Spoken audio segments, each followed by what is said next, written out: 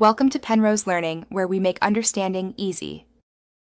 In this video, I will explain how to make soufflé pancakes using pancake mix.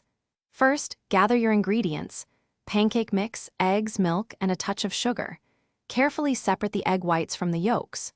Prepare your pancake batter according to package directions, but use slightly less liquid than usual.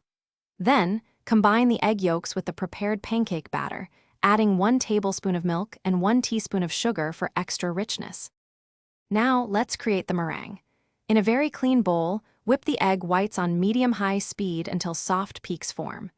Gradually add 2 tablespoons of granulated sugar, 1 tablespoon at a time, while continuing to whip. Continue beating until the meringue is glossy and holds stiff peaks. This airy meringue is the secret to your pancake's incredible height and lightness. Carefully fold 1/3 of the meringue into your pancake batter to lighten it. Then, gently fold in the remaining meringue in 2 additions, being careful not to deflate the air. Heat a non-stick griddle over low heat.